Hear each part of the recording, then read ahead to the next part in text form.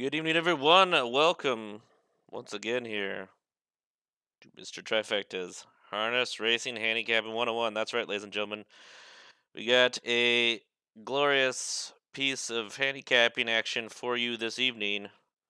Hopefully, everyone is having a good night. I'm just kind of getting some things set up here. Bear with me just a moment, and we'll get this rolling here for you. So, let me just adjust a couple quick things and we'll get this underway hopefully and get my chat going. I apologize, I'm kind of multitasking using only unfortunately one monitor. Usually I have two monitors going on right now, but I'm gonna make do with what we got, and we'll get that going here. Okay, and we'll get this up, make sure it's good.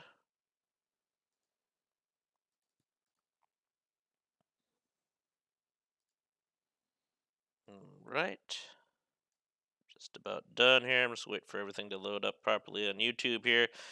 Should be getting underway. So we'll be taking questions here on YouTube. We're also up in Discord, the horse racing channel, and you can head on over to Reddit and go to horse racing. And there's a Discord link on the right hand side. You could join the chat there to chat with not only myself but other horse racing handicappers and horse racing enthusiasts alike. And certainly ask any questions, get some picks, talk about horse racing and everything beautiful in between. Hopefully, everyone can see everything all right. I hope it looks good.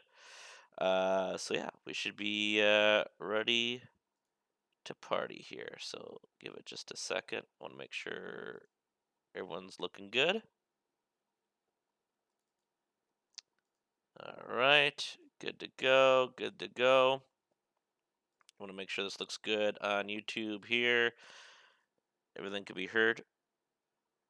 Okay, it can be. All right. So, just tuning in here. Like, so we'll be handicapping Cal Expo. Cal Expo tonight is racing. I don't know if we'll get to the first post here, but what we'll do is we'll go through. We're gonna discuss kind of the finer points, the basics of handicapping. We'll go through some stuff, then we'll talk a little bit about what to look for. Right, harness racing itself is very much a unique beast when it comes to thoroughbred racing. I would say, if you had to ask my opinion, what's easier to handicap? It's definitely, I feel harness is actually easier to handicap than thoroughbred. And it's simply, I think, because harness horses are very, and this is something to keep in mind when you're looking at any harness races here, is harness horses are typically consistent. What I mean by that is, they race very often. If you just take a look here on this past performance that you see on the screen, it's the Cal Expo. I'm just going to just highlight these two. I'm sorry. Oop, let me clear that out. These two dates here, you notice that they race very quick in between. That's just a 6 day layoff. Where areas of thoroughbreds, you're going to see 30-day leeway, 40 days, longer layoffs. You might see every 3 weeks when it comes to standard thoroughbred, but they have a lot of entries and things like that. Where in harness, a lot of the same horses will be going against each other at smaller tracks, especially at Cal Expo. Cal Expo is a little bit of a smaller track. So harness itself, like I said, the horse is a little bit more consistent. So you kind of understand of where you're going when they're rounding into form and things of that nature. So, and I'll periodically be looking at YouTube. I'll be looking at Discord. So if you have any questions, feel free to fire that out. And certainly let me know. Head on over to Discord, the chat channel under Noob Questions, if you want to have any questions there, or if you want to PM me directly, that works too. So let's talk about this past performance. This is what it looks like. It looks very similar to a thoroughbred past performance in handicapping. So I'm just going to kind of highlight some of the main fields here to give you an idea. So this is the first race at Cal Expo. All races, well, 99% of all races in harness racing are 1 mile. So everything is a mile. Unlike thoroughbred, You have 4 furlongs, 5 furlongs, 7 furlongs, mile and a quarter, mile and a 16th, 5.5 furlongs, 350 yard, quarter horse racing, all sorts of stuff. Harness racing, it's a mile, so you don't have to worry about uh, is a horse going to be able to get the distance. They all run a mile, so something to ease off your mind when you're looking in handicapping harness racing. This particular race is a pace. So in harness racing, there are two types of races. There are pacers or pacing races and trotters. So people always ask what's the difference, and it's based on the gait of the horse. A trotter is kind of what you see when a horse trots, kind of picks up its legs, back and forth, back and forth. Pacers are going to have straps around their legs, front and back, so they're moving against the grain in regards to the way they run. They almost look like they're running, but they're more of kind of gliding over the surface. Pacers are typically faster than trotters, but there are two different types of races here. So, pacing horse is typically not going to do trotting, and trotters are typically not going to be pacers because it requires different gaits. Not to say they couldn't, and there's probably some that do, but in many cases, horses that pace are pacers, and in many cases, horses that are trotters. So you'll see those differences there. So it's a pace, 1 mile pace. We see post time 6:10. This is Pacific. The purse is 3,800 for this particular race. These are your types of wagers that you can make here. Uh, right here in the middle is what you're going to want to see. This is going to be the actual class of the race. So you're going to notice it says fillies and mares of non-winners of 2,500 or DHA 3,750. What's DHA? DHA in Cal Expo is, I believe it's the Diamond Harness Association. So basically, state bred California horses. So in this particular case, this race is involving fillies and mares, so just female horses. There are non-winners of 2,500 bucks, or if you are a state bred, you could be non-winners of 3,750. So there's actually incentive for raising state breds. You'll see this at many harness tracks that you see out there. In the last 5 starts, so in the last 5 starts, you couldn't have cashed more than $2,500, and that's just not win. Remember, you get money for more than just win, place, show. There's checks that get roughly paid out to about fifth place, and then smaller and smaller as you go along. So there are checks that get there. Obviously, the big checks are 1 through 3. So if you ever hear a trainer asking, hey, telling a driver, and drivers are the equivalent of jockeys in harness. Ask a driver to just go collect a check. They want a check for first and third.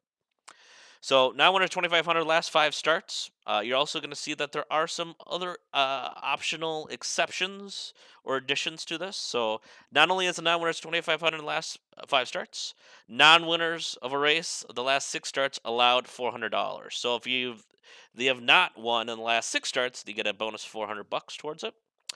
Also, non-winners of 8,000 in 2018. DHA is 12,000. So a little different than sometimes what you see, and you'll see this in thoroughbreds as well, though. That they're while a class of race might be standard non-winners of 2,500, you also got to look a little bit deeper in the lines. You'll see non-winners of 8,000 in 2018. So even horses that have potentially had 25 last 5, they also got to make sure they're non-winners of 8,000 last 2018, or they also have claiming prices of $7,000. So there's horses in this race. While it says non-winners of 2,500, there are actually horses in this race that are up for claim. Think of it like an optional claimer if we're talking about thoroughbred racing. So it's certainly uh, something different than what you see in other places. Also, conveniently with Trackmaster, they also tell you what drivers have chosen over horses. So drivers have pick of the litter. A lot of times, the best drivers have multiple horses that they've either driven on before or have the option of picking. And in this case, you'll see that Jay Kennedy chose the 1 over the 3, and Lemoyne Svensson chose the 4 over the 2. This is a good little key, and I'm going to put this in red here.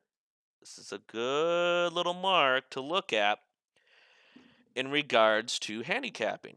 If a driver is moving to a horse over another one, or it could be 2 horses or 3 horses, and it will list multiples.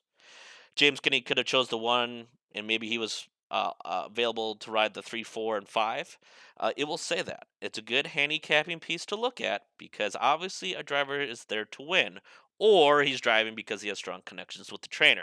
In many cases, it's to win because these guys want to make that cash. Because you notice the purse is not that great. So drivers in harness racing, and every track's different. Cal Expo's got smaller purses than say Yonkers or Meadowlands. However, they get a portion of that money. So the higher the purses, the more money they could potentially make a race, right? Because they get a piece of that. Well, in smaller tracks, they don't get as much. I mean, purse of 3,800. I mean, you figure half is going to go to first, and then the rest is going to be divvied up amongst the next couple of horses. I mean, and maybe they're only making 10% of that. You're only making 150 bucks. So these guys are going to want to choose horses in which they're making money consistently. So they're always typically going to be choosing the horse they feel is the strongest of the choices they have. So that's certainly something to keep in mind in regard to this. And I'm just going to delete some of these so we don't have so many marks because there's going to be a lot of marks on this page here tonight. So let me just delete this. Hold on a second here. No, get rid of these.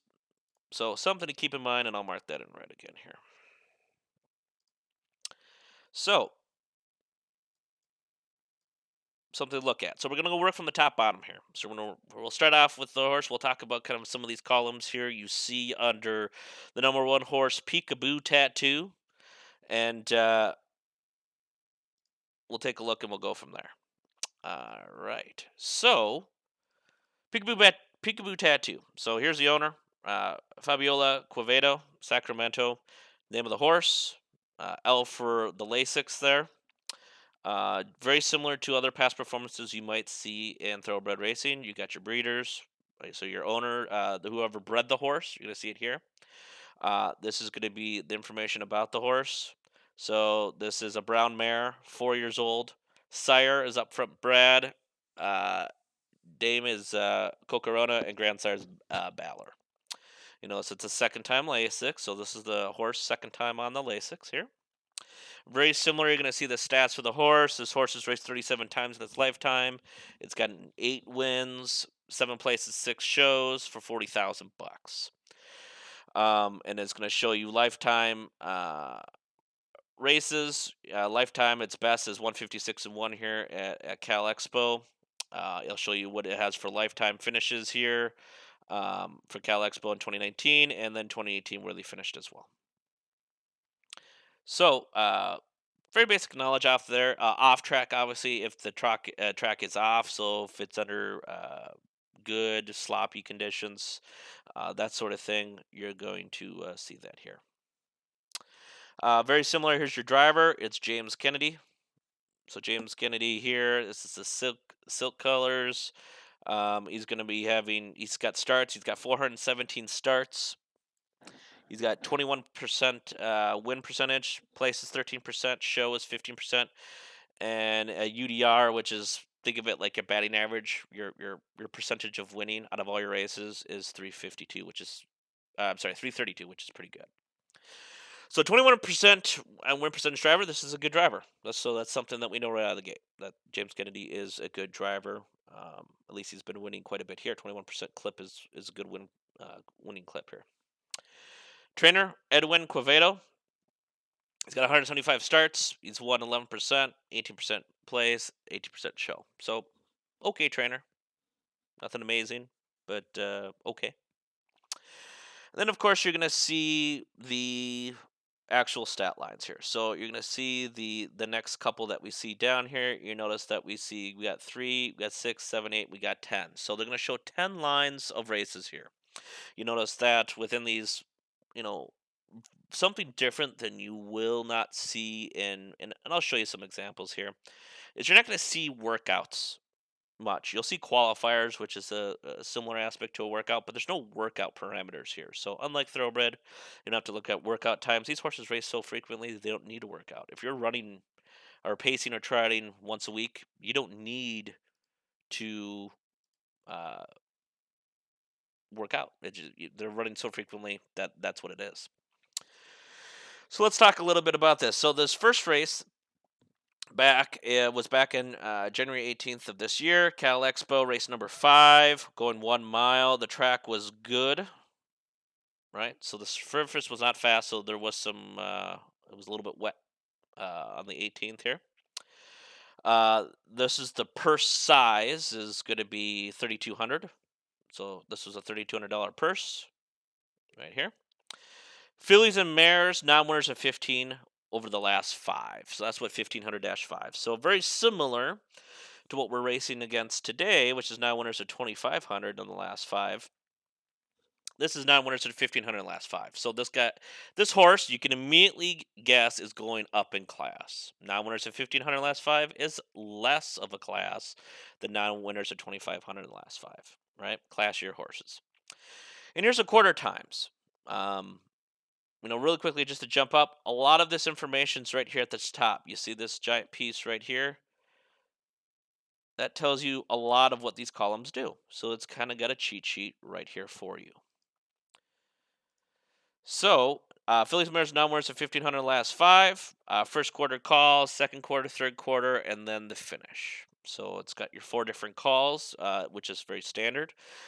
In Canadian base tracks like a Woodbine or a Mohawk, you're going to see. Obviously, they use the metric system a little bit over there, so they're going to have multiple different calls available potentially on there. But they will always do a first quarter, second quarter, third quarter call. They'll do. I think it's the 1/8 call. They'll do a couple additional calls under Canada tracks. CR. So CR, very similar to this CR. What is CR? It's your class rating. So this is the rating for the class today. So this race has a class rating of 68 on average. So you can safely say that these horses roughly equate into a class rating of 68. So when you look back at previous races, you could see the rating. So this previous race was a 65. So today is a little bit more of a classier race. Another point to look at in uh, regards to that sort of thing. 8 minutes to post. Thanks to TXGI. We probably won't get to Cal Expo 1 race. We'll probably take a look at 2. We're just going to kind of go over some basics here on 1. What we'll do is we'll handicap 1. We'll cap it. Then I'll go back. I'll play the replay. You'll hear the. You won't see the video. I don't know if we can show video, but I'll at least get you the volume so you can hear how we did. Right. So 65 class rating. So just to jump back to class rating, 65. SR speed rating. Very intuitive, very easy to read. 62 speed rating. So you're going to notice as you look through the last past performances, you can see the horse and how it's done. You know, it's kind of roughly consistent. 62, 63, 65, 56 dipped here, 61, 63. So you know this horse, at least right now, is roughly hitting its normal standard speed. Each track would have different speed ratings. So you're going to notice that back at Running Aces, which is in Minnesota, had a 66. So different tracks can produce different speed ratings potentially. Not all tracks are a mile track. This Cal Expo is going 1 mile, but it's also a 1 mile track.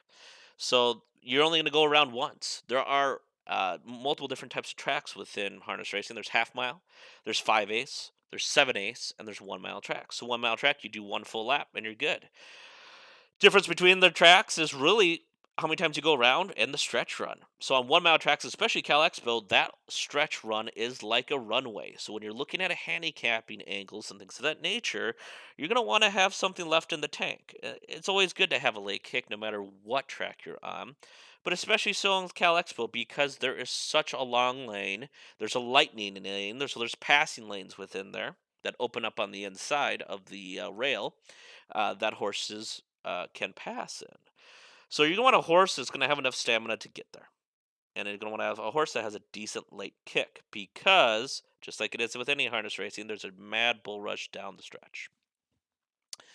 So back to this race here, post number 2 is where we started. And then we got our first individual call. So first quarter call, he was in 4th. And he was 3 1/4 lengths from the leader. So 3 horse lengths, 1/4. So everything is in harness racing is done by lengths, right? Every length you can anticipate, and you might want to write this down. This is how I do it. One length, and I'm sorry, I'm writing on obviously computer here, so the handwriting's not going to be that great. So we'll put text in here. One length equals 1/5 of a second. That's what you want to see, right? So how does this work? And we're getting right into the handicapping piece. We'll talk about the other columns here in just a second. So he's in fourth place. He was 29 and 4/5. That was his time at the first quarter pull. Right? So that was his individual time, or that was the leader's time, I should say, at it, right? As you're going to notice through different aspects and different pieces here, you're going to notice that there are different times and things of that nature. So 29 and 4/5, that was the leader's time there. 3 quarters, 3 1/4, you could exact that he was approximately 3/5 in a hair more off of the leader, right? So if the leader has 29 and 4/5, he was 30 and 3/5 out. So he was off the leader's time roughly around that mark. Okay. So that's how you can kind of gauge time perspective of where we're at. So then as he continued on, he stayed in fourth, right? He's still 3 3/4. He's hanging in there. He's on the rail. How do I know he's on the rail? I'm going to tell you that the next quarter call we look at. So he's still 3 3/4 off the leader. He's still in fourth. Third quarter call. You see, now he's moved up into second. And you're going to see this weird little bubble next to it. So how did I know he was on the rail on the first and second quarter? He was behind other horses. Most likely he was in the fourth position, which would make sense because he's about 3 3/4 off in the second quarter. So if figure a conga line of horses, he's the fourth horse in that conga line. The third quarter call, and this particular driver at this time who drove this horse was Luke Plano. How do I know? That's the driver of that race. He decided to get off the rail. And you see that little bubble icon.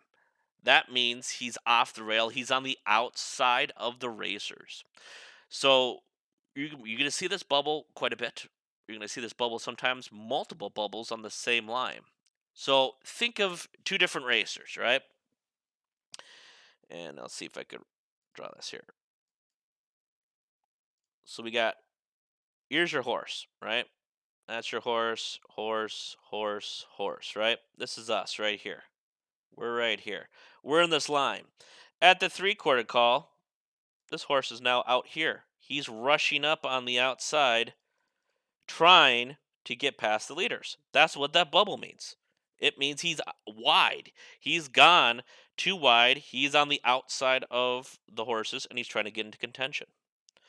So that's what that little icon means. So you notice he rushed up on the 3/4 call. He's making his late run.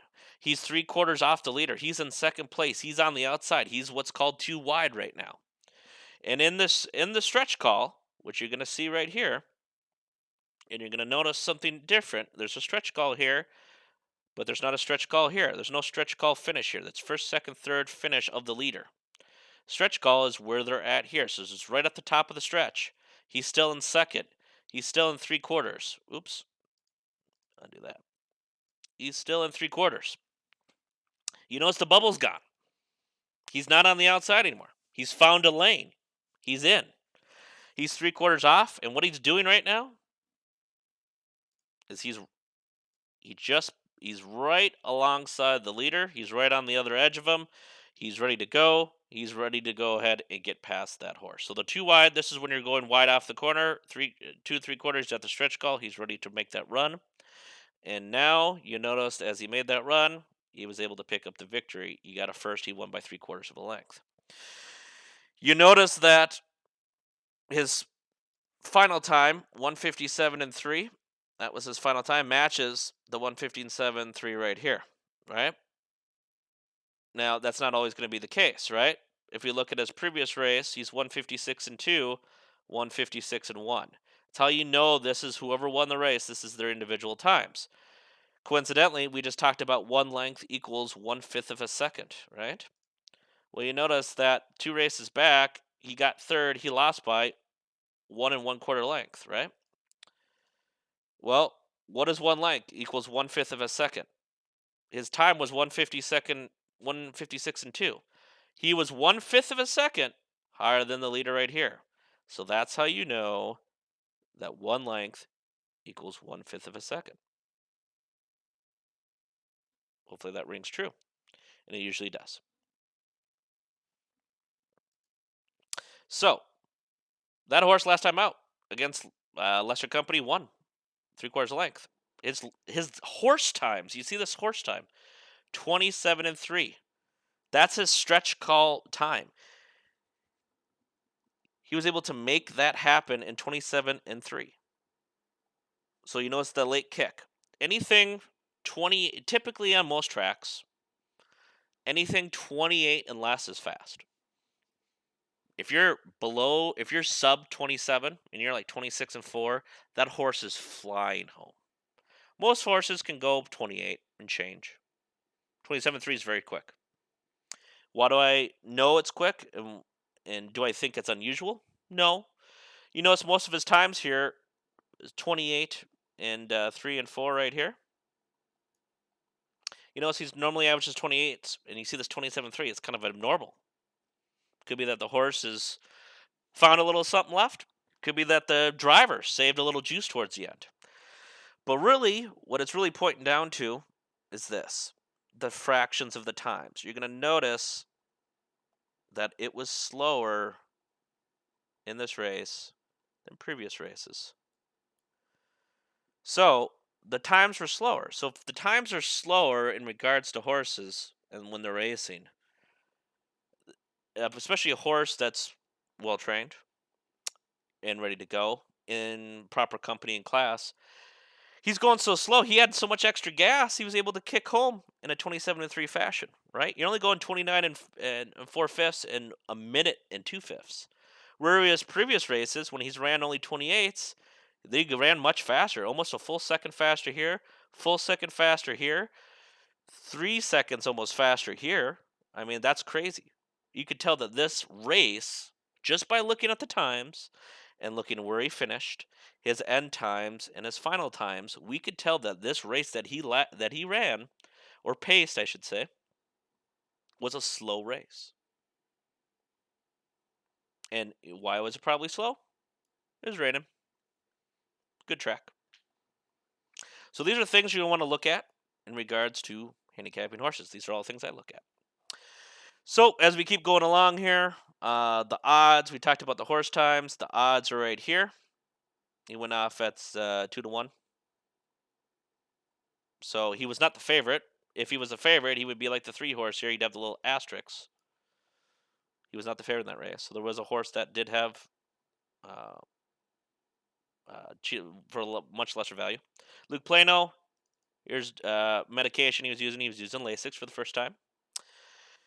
Variance. This is the track variance. So the more wet a track is, the more nasty a track is, the higher this number is going to be. This is a 7. Variance, I don't look at too often when I look at things, but you'll notice that certain tracks, when it's been really sloppy and bad, going to have a high number, like this 23 right here he had back on the 1st of December. You know it's bad because if the track variance is high, the final time was, of course, high. Look at this race. Only 2:01 and 3/5. It's dang near a full 4 seconds 4 seconds slower than the race he just won here. It could be because it was in the middle of December. It was the beginning of December. It's cold. Horses run slower when they're cold. It's what they do in harness. Harness runs year round. Doesn't matter if it's snowing or not. So there we go. So we have that. And then you're going to see some notes. First time Lasix. So if there's something specific about the drive, they'll let him know. Previous race, close quarters. That means that towards the end, it was very tight. He just missed the cutoff. Driven out. Fought gamely. ass, no gain. So you're going to get those same notes you see in thoroughbred, and they're good indicators of kind of a very rough idea of what happened without looking at the replays. And then of course you're going to see who got first.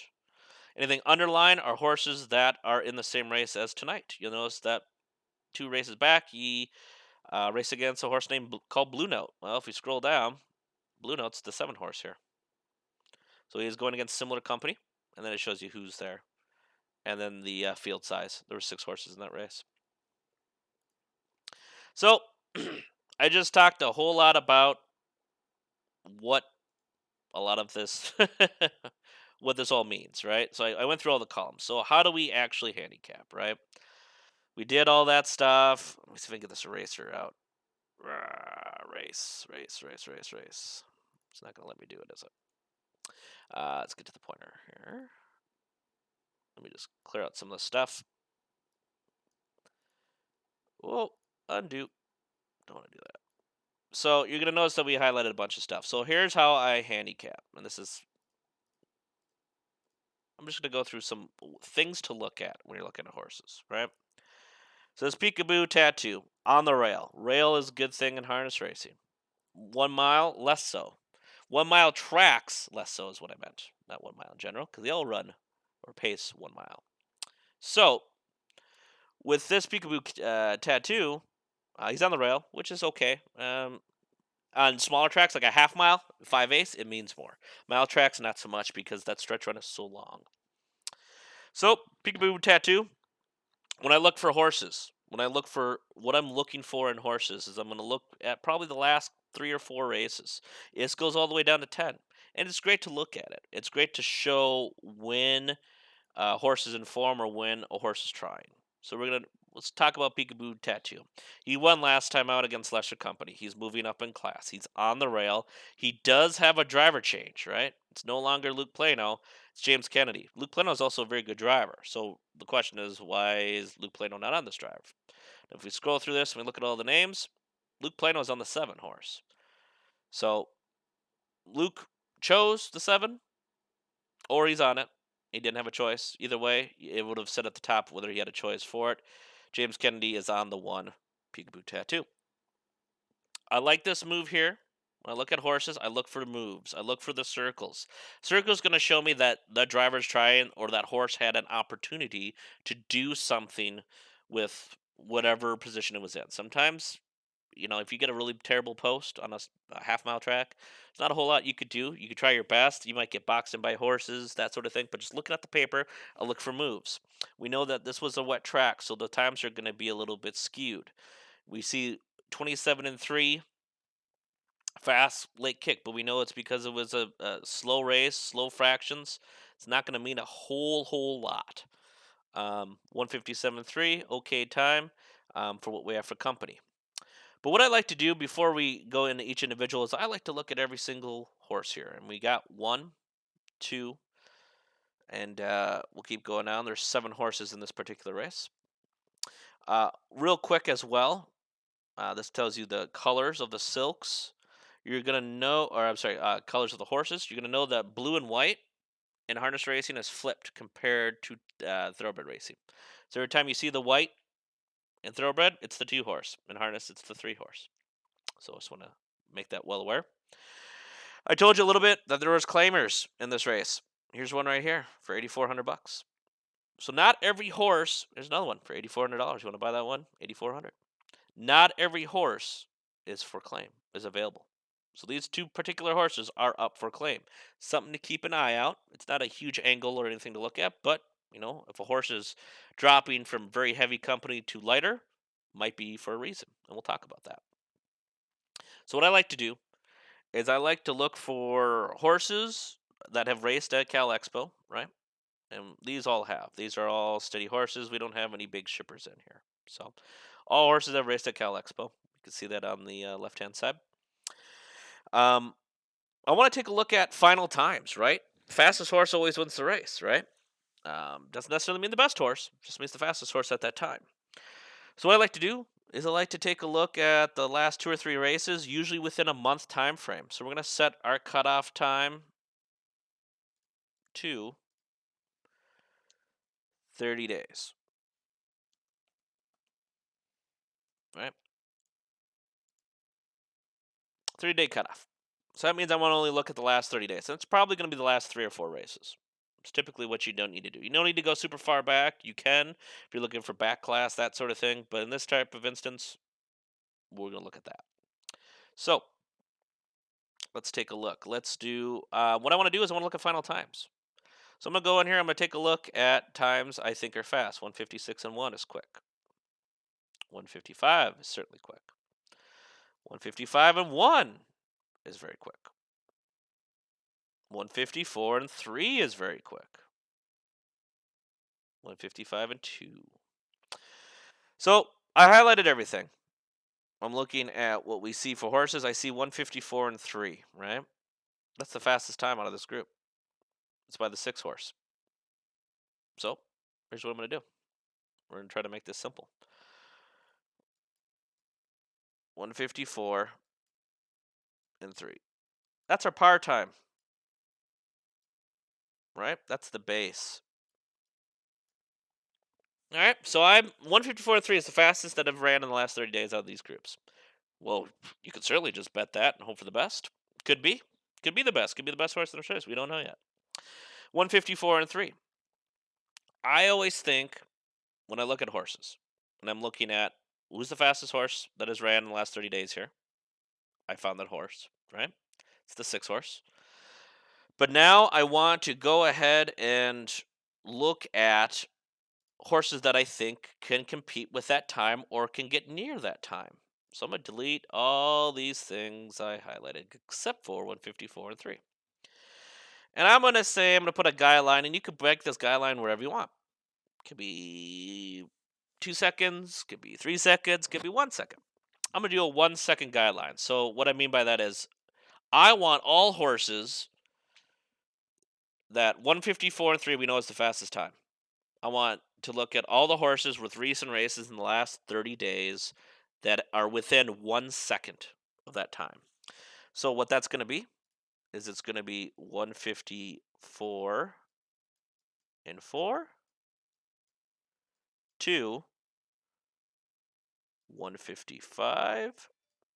So let's count the seconds, right? So there's 1/5 is second. There's 5 1/5s and 1 full second. So we got 154 and 4, 155, 155 and 1, 155 and 2, 155 and 3. So I want all horses that are this. And I'm going to write this down because my spelling is fucking garbage. So don't worry about that. 154 and 3 par. What did we say? 154 and 4 to 155 and 3. When you do past performances, I I always recommend print them on out, mark them up with pen. It works so much quicker. We already would have been done with probably this exercise had I done this by hand, but we're doing this online because it's easier for you guys to read. So that's what I'm gonna look at. I'm gonna highlight every single time. That's 154 and 4 to 155 and 3. We're gonna go through. Let's do it. Let's take a look. This horse, Peekaboo Tattoo. Nope, nothing within the last 30 days. Nope, nothing within the last 30 days. Along came Jane, the 2 horse. Grand Sand, he's got 1 at 155. Surprisingly Sweet, he's got 155 and 1 and 155 and 4. He's got 2 times within that time frame. What did we say it was? 155 and 3. Well, 155 and 4 here. Let's delete that out. It is. He's about there. We could mark it if you wanted to. You could fudge the 1/5 of a second. We're gonna fudge it. Let's fudge. 155 and 4. No times here. No times here.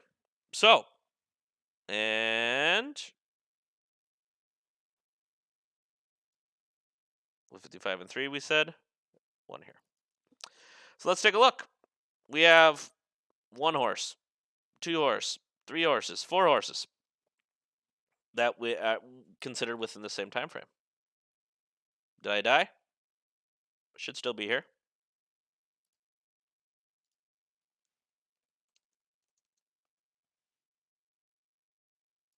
Let me know if I'm not. I should still be up. If not, reboot it. Check in my stats. Looks good. So we have 4 horses. We have the 3 horse, the 4 horse, the 6 horse, and the 7th horse, right?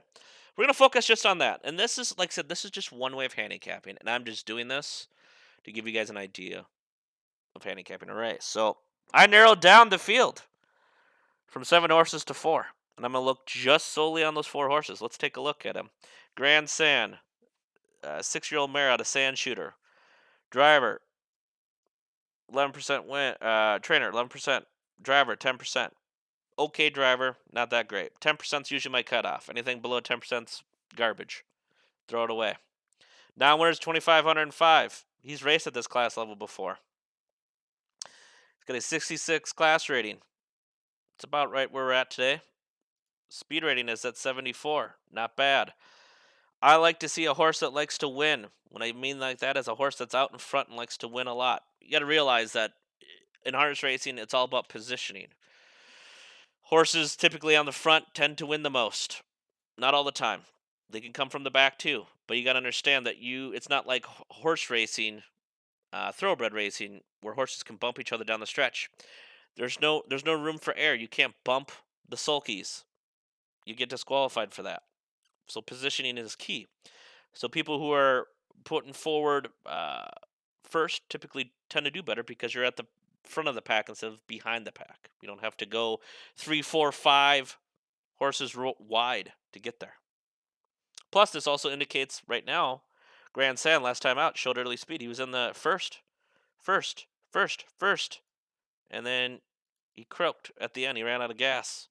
Got third at this level. Lost by 2 and 1/4 lengths with a 155 par time. His late kick's pretty good. 28 and 4. Not bad. James Kennedy. He's not Dean McGee. James Kennedy's on the 1. He chose it over the 3.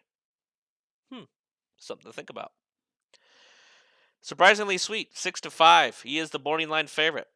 I will tell you right now, the smartest thing you could do when it comes to handicapping horses of any kind is to go ahead and put a line through the morning line, just like so. Right? I'm just going to do it for a couple. Don't look at the morning line. Morning line doesn't mean anything. All it was made by an odds maker at the track. It's what they think is going to win. I will tell you right now, from my years of experience at Running Aces Harness Park, where I was a handicapping analyst, the track announcer made the morning line. He knew about harness racing, but many announcers or many odds makers may not care as much. There were times where he was rushed and he had to put together the odds in a very quick fashion. He threw them together. This is where you find issues at thoroughbred and harness racing tracks, where a 10-1 horse has no business being 10-1 on morning line. He should be a 2-1. It's because the odds maker made a mistake, didn't look closely, didn't care. It could be any of those things. So cross it on out, right? Cross it out. So let's take a look. Back at 6-5, he's the 40 line favorite. We're going to cross him on out, right? Who cares? Fillies and Mares Open. What that means. This is the highest ranking class I know at Cal Expo. Most open races, open handicaps, short of stakes races. This is the highest you can get in a non-stakes race, typically at most tracks. So this horse ran for a purse of 6,500. That's dang near twice the amount as our 3,800 this today. Much higher class level. Fillies and Mare Open. Look at the fractions. Absolutely blazing compared to what some of these other horses have done. I mean, look at the first 2 quarters. 27 and 2, 56 and 2. Much quicker than what we've seen so far. Class rating is also much better. Racing at a 76. We're only racing at 68 today. This is a drop in class. Speed rating of 74. Pretty quick. If you look amongst most of these horses, not a whole lot of them have 70s. 74, 77, 71. Was in the 1 hole. Started off 3, 4, 4, 3, 5, and lost. Came up in fifth, lost by 4 3/4 lengths. Closed at 28-3 on a fast track. Lemoyne Svensson, says Lemoyne Mooney Svensson. Mooney is his nickname. He fanned 3 wide, so he went 3 wide, tried, didn't make it. Something to keep an eye out for. But you notice in previous class levels, Purses 4800 was much higher than what we had here. Closed like the Dickens. I mean, he was 11 lengths off the lead, 2 back. Kept going, starting to close it up. 7 lengths, 6 lengths. Now going wide. He's parked on the outside. When you hear the word parked, it means he's on the outside of that rail line conga. 3.5 lengths off the lead at the stretch call. He caught up. He's only 1 length off the lead. He bursted down the stretch and won by 3 3/4 lengths for 28-4 kick. He's known to kick faster, depending on what it is. Slower the fractions. You'll notice right here. Let me undo that so I don't highlight everything. You notice these fractions here. Slower they are, quicker he kicks. And he won. He won 3 consecutive. Contender, for sure. So I'm looking at this. We're going to call this, oh, that is a giant color. Let me unmark that here. 1 second. That was massive. That's too small. I got to get it just right here. Here, let's do 3. Early. E for early. Early speed. This horse can show it. This horse, as you can tell by his last couple lines, he's a closer. Let's put a C there. He closes. Skipping that horse. Boozer Bruiser. Let's take a look at him. Raced against similar. 9 winners, 2,505. Hung around. Sat in the garden spot. We call it the garden spot because it's right behind the 1 horse. You're drafting. You're saving stamina. You're not having to expend as much if you're behind someone. It's no different than NASCAR. Sat in the 2 hole. He had the best spot on the track, and he actually did something with it. Many horses just don't have enough stamina, may not get there. This horse did. Won last time out. 1 1/4 lengths. You're probably wondering, this is a fillies and mares 9 winners of 25 in the last 5. How is he in here? How is he in this race? Well, that's just $2,500 in the last 5 starts. You notice that if you take a look at his last starts, he's ran 2 this year, and has over $2,500. What does that mean, right? It's because non-winners of race in the last 6 starts are allowed $400. He's got a little bit of allowance, but he's got 25 and 10 sitting right there. He was allowed through in 25 and 10. He doesn't meet the mark. Why is he still getting through? Because he's up for claim. He's up for $8,400 right here on the left-hand side. That's why he's in. So that's why this particular horse is in this race. Despite him having more money than what he has there, that's why he's in this race. What this tells me right now, $8,400. This horse is up for claim. He wants to race against similar company. He might be at his level. If you look at the last 2 back, he went up in class last time. He won from last time out. This guy is more of he's a stalker. We put a big P there for it. He sits behind the pack. He's a pack runner. He likes to sit in the 2nd hole, 3rd hole. Likes to be close up front. His late kick's not bad, 28 and change. Steve Wiseman aboard, still there. He's at a 16% win clip. 6% trainer, not bad. 7th hole, Blue Note. Luke Plano on board. Driver change because Nathan Sobey was on previously.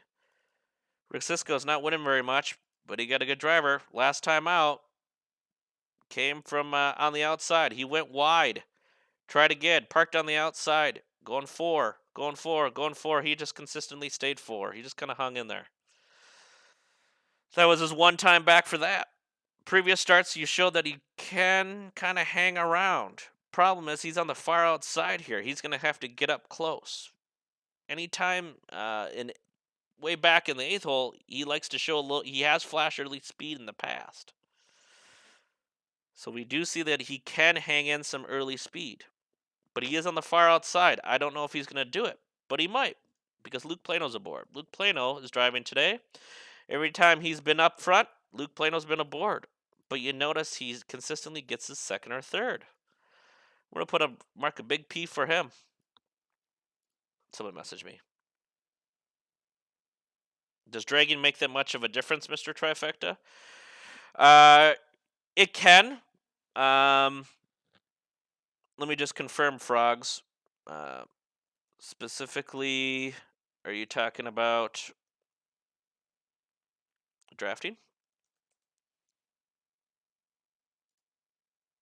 See what he's got here. Getting a quick question here. So we know this horse stays in the pace, but he likes to get early speed. So we could tell from this, just based off of these 4 horses that we have marked, and we're going to only use this angle. We're not going to go super, super deep. We're going to try with just this 4, see how we do. Certainly could be a winner in the other ones. Not to say they can't contest. But we're going to look at just those 4 using just the time-based handicapping we talked about here. So looking at this, I see two pace. I got an early speed, and I got a closer here. So I kind of got to take a look at and make a decision on what's going to happen. We know Grand San has, Surprisingly Sweet, the 4-horse, has raced against much better company. Much better company. And he didn't do very well. He went up in class. More than likely, it was a logical up in class. He couldn't go any further. He didn't do that great. He has to drop back down. He's going to be a very tough horse to beat. He's a closer. I'm not a big fan of closers, especially when there's not a whole lot of early speed. And if I look at even some of the other horses we didn't mark, there's not a great amount. A lot of pack runners. Pack runner here. Sure, there's some speed here. A lot of pack runners here. Oh, there could be some speed here. A little bit of speed here, but pack, pack, pack, pack, pack. Not a whole lot of early speed. Is he going to be able to close in time? Are the fractions going to be super slow? When the fractions have been slower than what you've seen for some of these, you see this 29 and 5-9. I'm just going to go back to a similar class level where he won. He came way off the pace. These were pretty slow times, 29 and 59 here. If you look at the grandstand, the number 3 here, the speed horse in the race, when he runs, it's 27.57. That's a 30-second difference, though. It was a little bit quicker. That's when he flashed early speed. We have a different driver this time. Like I said, Dean McGee is not James Kennedy. James Kennedy took the 1-horse. So I don't know if Dean McGee is going to drive him on out. We noticed Dean McGee, who has driven him before, right here, has shown no early speed, closing speed. It doesn't matter if he's in the 2-hole or the 7-hole. He's closed. So while he has shown early speed, will Dean McGee drive him out here? I don't think he's going to. There's not going to be any early speed, so the fractions should be slow. Let's take a look at our other pacers, 27 and 57. We're looking at other fractions here. Blue Note, who's just kind of a pacer, 28 and 52. 27 and 57. So we get a factor about 27 and 57 are going to be the first and second quarters here. It looks like it's going to be faster than what you see here, but you got to understand that this was also back in December. It's a different month. It could have been colder that night. And even on a faster fraction, he's still able to close a bit. So it will surprisingly Sweet get there in time is the question. So we're asking a lot of questions. We need some answers, right? So these are all things to look at when you're looking at different drivers. Things of note on the horses that we didn't mark. The driver change that James Kennedy is one. James Kennedy's a good driver. He's on the rail. This particular horse, he's only raced at this level one other time. And that was back here in December. He didn't do that great. But he did have Lemoyne on, which is not as, well, he's 20% driver, I should say. He's just as good as James Kennedy. I'm thinking of another track here. Along came Jane. Let's talk about that. Fillies and Mares Open. Did race at a higher level. Matter of fact, I'm just going to see if the same one as this. It is not. It's a different race. It's on the 19th. 5 3/4. Ryan Grundy gets Nathan Sobey aboard tonight, so you got a driver change. Has raced at Open Company before, has actually cashed at Open Company. Could be a contender. Might put it at the bottom end of your exotics. But we're gonna stick with just our speed rankings here. But let's quickly look at the 5 here. 5, 9 words of 25 and 5. This is the I believe it's the amateur finals here. It's uh, looks a higher price stakes races, but these are going to be like prep races. These are going to be there'll be contest kind of style races where they work their way up into an $8,000. You're like, oh man, this guy's much better class levels. Well, even at 25 and 5, he didn't do that great showing 6 last time out. Let's also get Richard Snyder aboard, who's not winning that much. Cross out the 5. Cross out the 5. I'm going to cross out the 2. I don't think the 2 is going to be there. Let's go with, taking a look at it. Class drop. Is the class drop enough? The question of this whole race is this class drop too much? Right? This horse has won at this level before multiple times. Natural assumption, and this is why that horse was in fact, 6-5 warning line, which makes perfect sense, right? As to why he would be the favorite here. But he is a closer. Is there going to be enough speed in the race? And I think there will be. I don't know if you're going to see the early speed by the grandstand. I think he's going to have so much in the tank, he's going to probably thump the field here. If I had to pick horses, looking at what I see here, Boozer Bruiser is going to hang around there. Steve Wiseman has not. This horse has not done great from not being close up towards the pace. You can see a couple 7 holes. Hasn't done much with it, but might be around there at the bottom of the exotics. When he has done well, it's because he's been in the 1 and 3 hole. I did say before the 1 3 hole don't matter, but an early speed or early spot does, and it can on certain horses, especially pack runners. You might see Boozer Bruiser at the bottom of your exotics. Blue Note gets the far outside post. When Luke has ran this horse out in front. Matter of fact, I think that this horse will be first on the first quarter.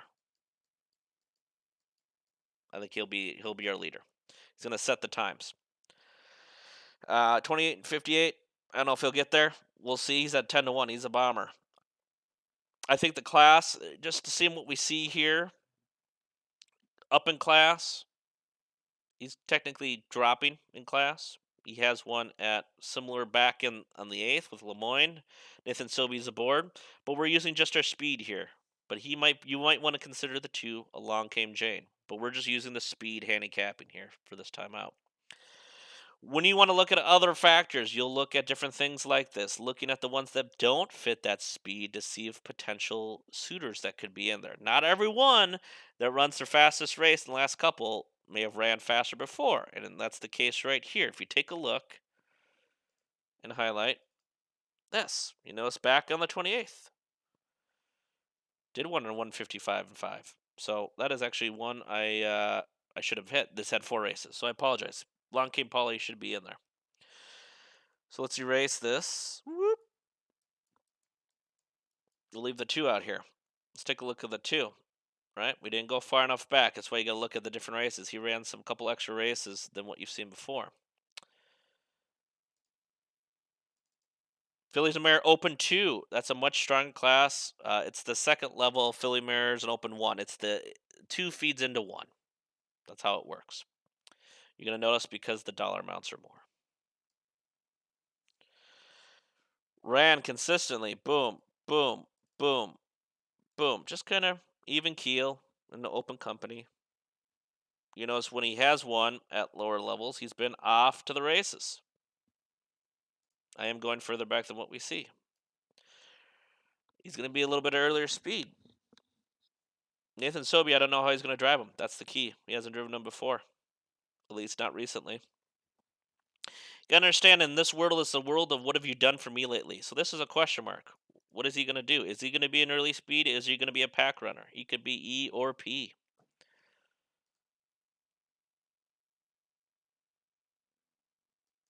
So it's going to be all different sorts of pieces on that front here. And HY is heavy. It looks like someone in chat, I think I just saw that here. HY is heavy. Pump up the AMs. So here we go. So we took a look at a bunch of our different horses. And I apologize, I missed that second one here. It's 155. As you can see, there's lots of times to look at. There's our contenders. 2, 4. I'm sorry, 2, 3, 4, 6, and 7. So we eliminated 3 of them. Now we got to cross them off. 5, I don't think is going to get there. 6, Steve Wiseman. Second off that, he's in for the claim. He might be the second pop. I think 7 is going to be too far on the outside. Get rid of 7. He might be. He might not be first anymore because of the 2 horse. I think he's going to be first. First, as in first in the first quarter, not first in winning. So 2. Crossing out, we have to eliminate 7. Too far out. I think that this early speed, he's going to flash it, but I don't think he's going to get there towards the end. I'm going to get rid of 7. 2 has shown previous past experience. Has ran well over a fast track. Has ran at tougher company. Has cashed at tougher company. Definitely a contender. Put a big C there. 3. Cash this time out. Going to flash some early speed. Dean McGee has not shown to flash early speed. Maybe comes in late. Maybe at the bottom end of the exotics, but we'll see. I don't think personally the 3 is going to be there either. 4, surprisingly sweet. The other mare that has done well comes way off the pace. So here's what I think is going to happen. I think it's going to be between the 2, 4, and 6. I think what's going to happen is the 2 will get out front early. Will be up front, second, maybe third spot, maybe even the first in the first quarter here, as we hoped. We'll see. I don't know how Nathan Sobey is going to drive this. He'll be up front. 2 will. He'll set that pace. It depends on the fractions and how quick it's going to be. It will depend on whether 4 is going to get there. 4 is going to have has won way off the pace before. Likes to have a little bit slower fractions.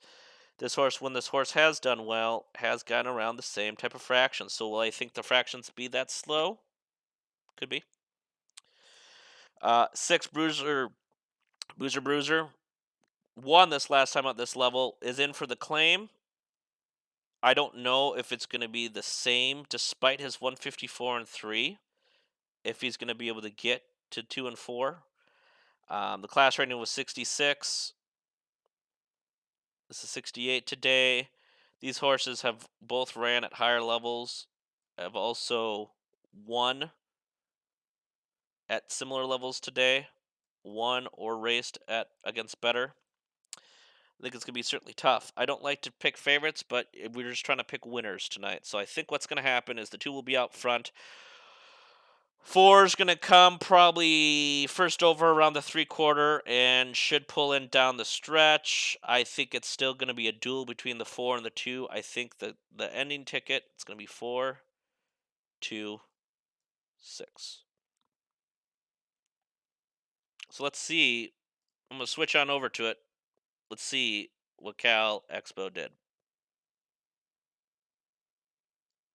Here's going to be the sound of it here. Give me a second.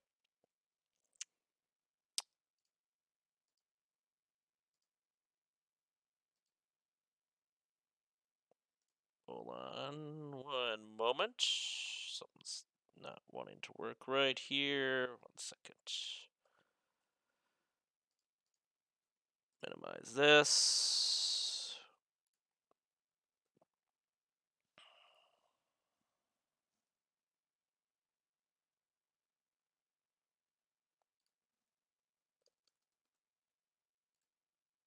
There we go. Should be back up.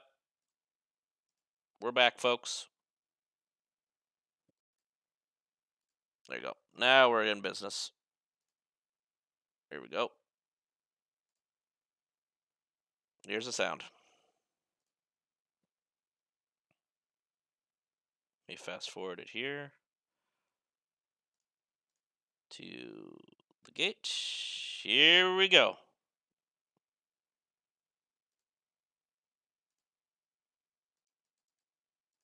Oh, hold on. Let's see if this gets this. 1 second. Oh, hold on. The sound is being goofy. Just a second here.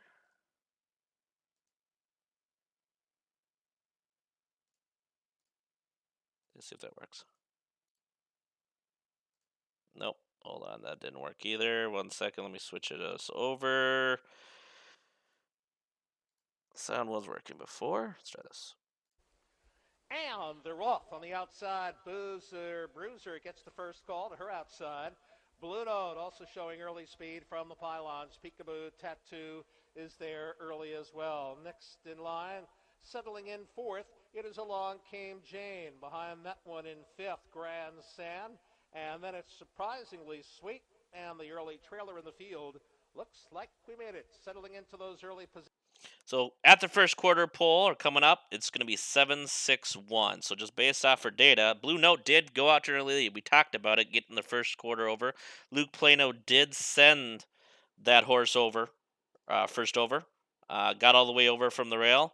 7-6-1. So we got Boozer Cruiser in second. We got the 1 and the 2 in third and fourth. Let's keep on going. Positions on the first turn. Fielding led by Blue Note and Luke Plano. They open up the mile with a quarter in 28 and 2. And as they swing on to the backstretch, that is Blue Note. But now that lead has diminished, and here comes Along Came Jane on the outside for Nathan Sobey, and they clear on the front end. Back to second, Blue Note. Looking at it from third, it's Boozer Bruiser. Next in line, fourth, Peekaboo Tattoo. So first quarter was 28 and 2, just to let everyone know. Currently 2-7-6-1 in order. Then we come back to Grand Sand, followed by Surprisingly Sweet. And looks. So that 2 did come back over, did overtake the 7, went first up, got back over, is first on the quarter, so did get it by the quarter pole, that 2. Like we made it. Along Came Jane, leads them by the half. And Oh, hold on. What happened there? For some reason, this fast forward. Come on.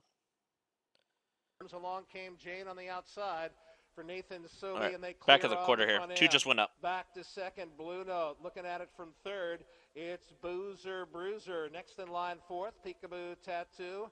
Then we come back to Grand Sand, followed by Surprisingly Sweet. And looks like we made it. Along Came Jane, leads them by the half in 57 and 3. So 57 and 3. So we were talking about times. 27 and 4, 57, 28 and 58. So we notice those times are about what we projected it to be. Along Came Jane, who's up first right now, is at a 57 and 3 here. So this is pretty close. This 28 and 1, 57 and 3 mark right here on the screen. So let's continue, see where it goes. And now Sobey pops the earplugs on the leader. Along Came Jane, who's going to be pressured by Boozer Bruiser, who's full of pace on the outside for Steve Wiseman. And Boozer Bruiser now goes on with it, and that's your new leader. Boozer Bruiser leads him on the final turn. Back to second, Along Came Jane on the outside. Looking to close in third, that is Peekaboo Tattoo. So right now, coming up with the 3/4 pole, 6 just went up in front of 2. 7's behind the 2. Coming on the outside. Boozer Bruiser by 3/4 in 126 and 2. Third quarter 28 and 4. Top of the stretch, they turn for home. And Boozer Bruiser put to the test now on the outside, looking to close in. Here comes Grand Sand. Also there, Along Came Jane. Blue Note looks to battle back on the inside, far outside. Here comes Surprisingly Sweet. And Surprisingly Sweet, the birthday girl, wins the Friday opener. Surprisingly Sweet in front. Grand Sand second. Boozer Bruiser third. There we go. Boozer Bruiser. So Boozer Bruiser got third. Surprisingly Sweet got first. It went 4-3-6. So we had 4-2-6. What was our difference? Well, we talked about, you notice the horses that we marked as contenders all got first, second, and third. We had the 2 in there. Grand Sand had made a nice 3/4 turn run, had the lead, and then down the stretch still had the lead. And then, as you saw what happened, Surprisingly Sweet with that late kick, as we projected, closed and overtook the 2. I'm sorry, overtook the 3, and it came 4-3-6. So 4 paid $6.40. Not bad at all for our top choice. Grand Slam, we did not get any exotics. Grand Slam went off at a nice 14-1. I'm sorry, 7-1 price. Paid $7.60 on the place and $2.60 on the show for Boozer Bruiser. So got the W and a little bit about it. So that shows you just a little bit about the handicapping. I want to do next. I want to handicap a race that's going to happen live. Um, Probably race number 4 will be the next one. But I hope that gives people some insight in how this works. We're going to do race number 4. It's an open, so it should be interesting. But I'm going to open up for questions before we take a look at race number 4. Does anyone have any questions in chat? Just put at Mr. Trifecta or hit me up on Twitter at Mr. Trifecta. I am on there. Or hit me up in YouTube about that as well. And let me know if you have any questions.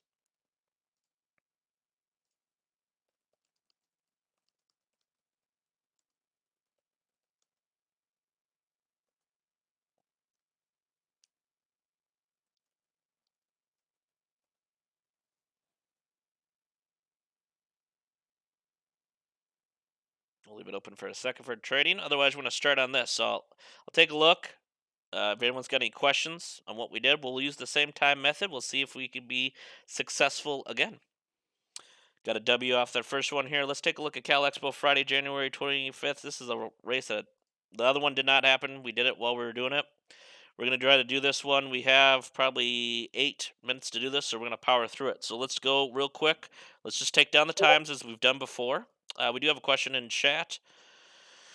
Mr. Refecto, what do you think of the Miami Valley Handicappers flat brim selections? I don't know if I've ever looked at the Miami Valley Handicappers flat brim selections. Doc, I couldn't say for certain. Is anything specific about it? Ask me about it. I don't think I've ever looked at them before, though. That was Doc in chat. All right, Cal Expo. Let's go ahead. Let's document some times here. We're going to use the same 30 days as our back. We're going to try to document quickest times: 157 and 2, 157 and 2, 156 and 4, 156 and 3. So it's a 6-horse field. 156 and 3 looks to be the par.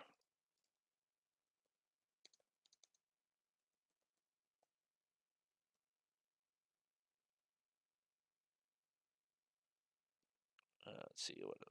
157 and 3.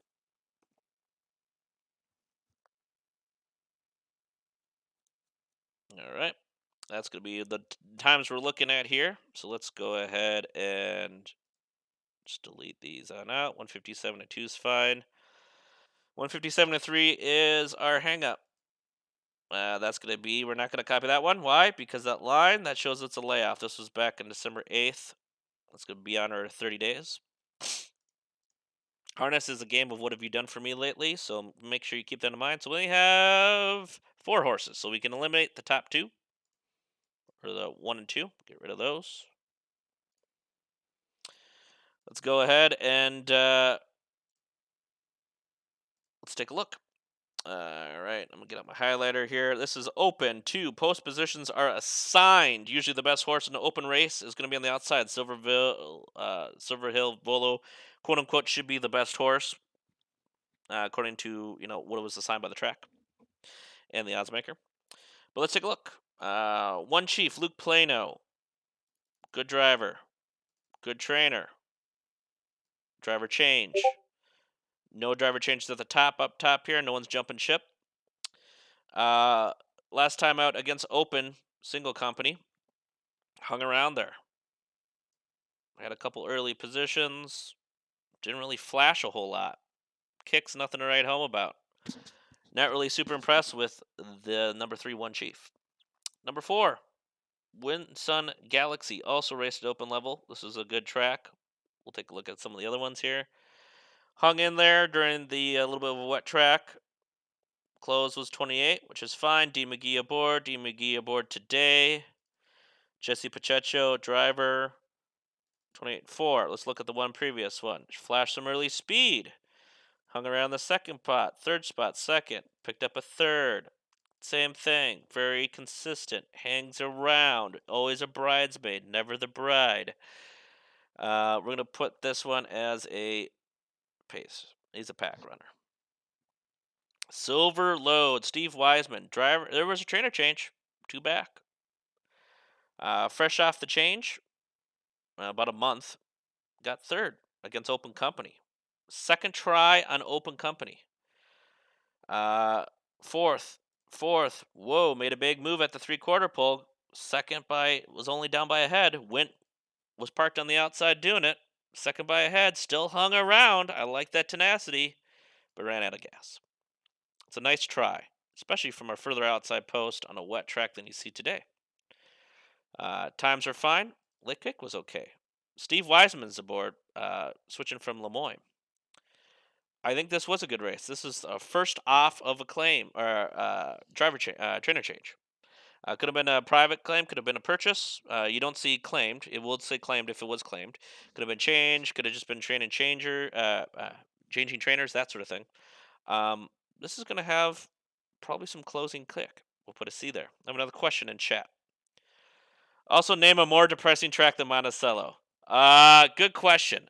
Doc, I would say more depressing than Monticello.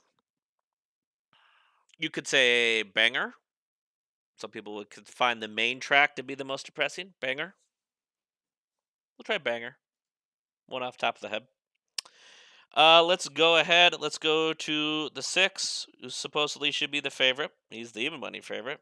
Once again, I always recommend cross that out. You don't need to look at those. Those don't mean anything. You want to look at the horses. Who cares about what the odds maker says? You make your own odds.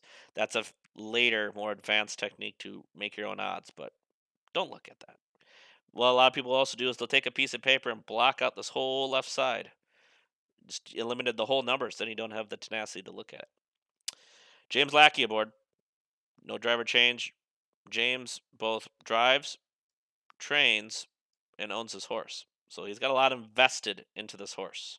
Open company. Shows lots of early speed, but gets second. Can never seem to hang on, which is interesting. Going against very similar company you see over here in the underlines. So a lot of open races, especially at smaller tracks. You won't see this not as much over in like a Yonkers or a Meadowlands somewhere bigger. Smaller ones, they always will race against each other. So if you're on a horse that's going into prime form, constantly bet it to win. It's always going to do well. This horse has consistently shown lots of early speed, but consistently cannot finish, and is consistently taking low odds. Of note, most of these races have been 7, a couple sixes in there as well. When he has one, it's both against a 7 and a 6 horse. So he's going to show early speed. No question he's going to be there. He's going to be there the whole way. He's going to try to lead the whole race. This horse only likes to win on the front. He once, way back in November, tried to do it off the pace, but got DQ'd at second. That's all we got. We have 4 horses. We crossed off the other 2. How's it going to be? So 6 we know is going to be on the front. He's going to be on the front. We know that. He's going to be the whole way. Who's going to be behind the 6, right? So you can anticipate that it's a horse. It's a horse. It's a horse who's consistently beaten Silvertail Volo. Is not in this race, right? So who's going to beat the 6? Let's take a look at the contenders. Who's going to be second?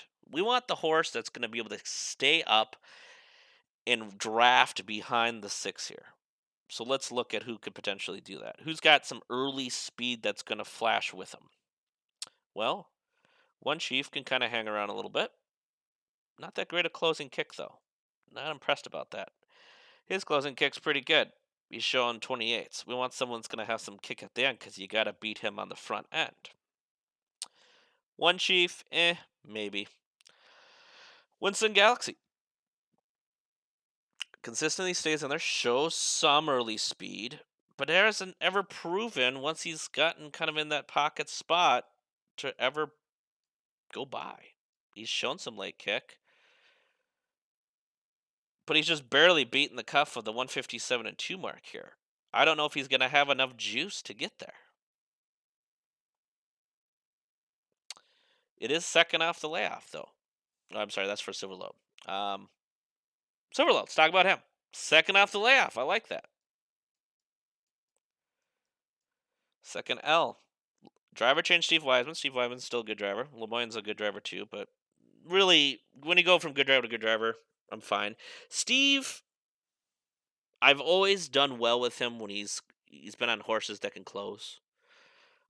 He coincidentally is on a closer tonight, or can close. And what I mean by close, he didn't do the deal, but he showed tenacity. Didn't show that great early speed though. This is a potential here. So will I think the six? The question is the six going to lose? It's a tough one. Um, I don't know if he's going to. Um, I do like that in even back in October he was doing open handicaps at other tracks. He hasn't done much with them, but he had a nice trainer change that has a little bit higher win percentage. Do we want to play the angle of second off the layoff? That is a real angle in harness. Driver change, he did get third behind that same time right here. You notice he was 2 3/4, 1 3/4. So he was one length behind the six last race. So here's what I think is going to happen. The question is who's going to pressure the six to really maybe get him to calm down? We need the five to close. Do I think the six is going to win? Likely. But you know what? Let's be a little bit gambling. I don't think we're going to get a good price no matter what. Let's go five, six, and we're going to go four. I think that's our top three choices. We have how many minutes left? Do we have, oh boy, we have like 22 minutes. What, 21 minutes? We have ample amount of time. 21 minutes to post. Let's go ahead. Let's keep capping. I think it's 5 6 4 right here. What we're seeing. 5 6 4 I think is race four. But we have 22 minutes. Let's go ahead. Let's cap the next one. Let's keep going. You see, now as you get used to this and start looking at this, it gets quicker for you. We're just using time angles. Makes it easy. He gets things done. 156 and 2. Once you start doing this, you could kind of just page through it and see if there's anything close. Nope. 156 and 2 is our par. It's the best. So we'll take horses there 156 3, 4, 57, 157 and 2. We'll take any of those horses. And we'll do in 30 days. Some races are going to have maybe only one horse. Some might have multiple horses. So 157 and 4. Oops, went a little quick here. 157 and 3. Page a little quick here. 157 3. All right. Now, like I said, this method is not super guaranteed. You always kind of want to look at all horses, but this is a good way to eliminate potential horses. And you could play this way. I've been successfully profitable at tracks just running this method. All right, we've hit up everything. Let's talk about number one, Rene Goulet. 9%er, 11% trainer. He owns his horse. He trains his horse. He does it all. This is not winners of $500 in the last five. So not very good company. These are probably the bottom of the barrel. Three back when he did show it, he showed a little bit. He likes to make a 3/4 move. We could see that. This horse does like to make that move. That says something. He doesn't do anything with it, but he does like to make that move. Class rating is 68. You notice how the last guys, I mean, sometimes I don't even look at the class rating. I look at the times. Fractions are very important. PL Jalapeno made a nice move at the 3/4 pull. Look at this. Grabs the lead by a head and then gasses. But difference. Nate Silby was born.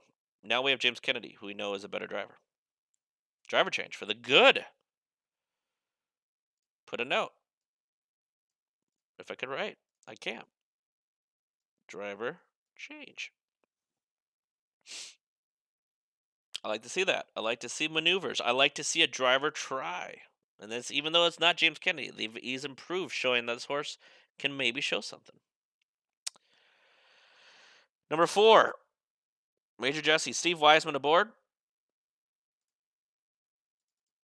He's been on board before.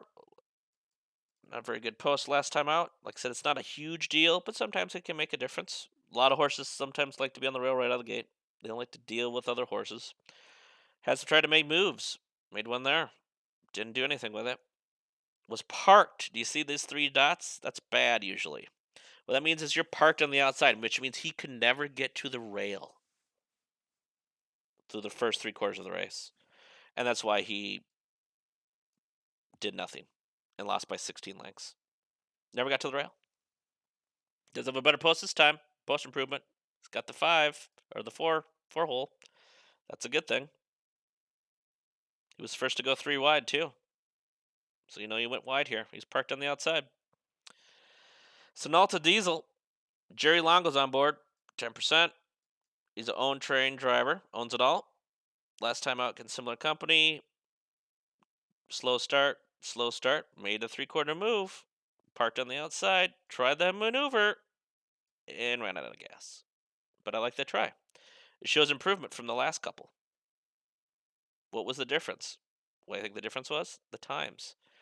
Notice he made this move, fractions were vastly slower, and it was on a good track. Uh, Tonight's track is fast, so it's not a wet track. So is he going to replicate this, or is he going to replicate this? I don't know. We'll find out. Number 7, Lazius Moepicular. Can't say it. Luke Plano aboard. Good driver. Decent trainer. Staying on board. Draws not a very good post. Here's the thing with handicapping. On horses, even on mile tracks, on very low company, not very good purses, bottom of the barrel. You if you want the bottom of the barrel horses, you want them as close as to the rail as possible. The shorter the trip for them, the better, because they don't have a whole lot to work with. So you're on the 7 hole, even on a mile track, unless that horse has shown a lot of amazing stuff. He's just it's gonna be tough for him to get there. 6 3/4, 8, 7, 7, nothing, nothing, nothing, nothing, nothing, nothing. Did show a little something here, 3 back, but that was on a sloppy track. Kick time's not very good. Usually on worse company, it's 30s are about pretty typical. 29s and 28s you're hoping. But there's actually quite a few of those here. So we kind of went through it. Let's talk about who we think's gonna do well. We noticed there really isn't much speed. We didn't see any early speed. Do you see any speed? Do you see any ones? I'm sure we see a little bit here, but there's nothing else.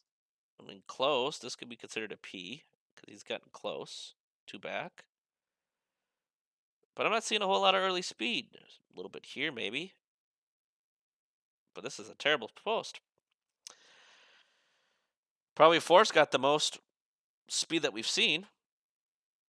Even though he showed a 3 back, he hasn't showed anything lately. But he does get post improvement. Is it enough, though? So let's take a look. Let's look at 1. 1 made a little move and didn't do anything. Get draws the rail. He has not done anything with this rail before. I don't think he's going to do anything again. We'll get rid of the 1. 2. James Kennedy is aboard. Driver change for the good. Shows good closing times. Made a little move here with Nathan Silby aboard. Ran out of gas. He was on the rail then. He drew drew the 7 on the outside where he did well. There's not any early speed, and if we know he can close, he might be there. Let's put a close for him. That's a possibility. He's a contender. 4. Went on the outside, did nothing. Went on the outside, did nothing. Showed early speed 3 back, and then did nothing. He's dropped in class multiple times. You're going to tell right here. He has just done nothing. I don't know if he's injured. It's not very good. It's not in form at all. That's the question. What's he going to do? And if you didn't cross off the morning lines, I don't know. 2 of the 1's very suspect. There's not a whole lot in this race. 4. Jerry Longo. Showing some speed. 3/4 pole. Showed some late kick. 27.3, but that was on a good track. Anything on a fast track, he still can show some late kick. Not going to show 27.3 because those fractions were slow. If we think that the 4, if that was the speed, was up in front, you might see 28 and 57. I don't think you're going to see 28 in a minute. I think 28 and 57, you'll see like right around here.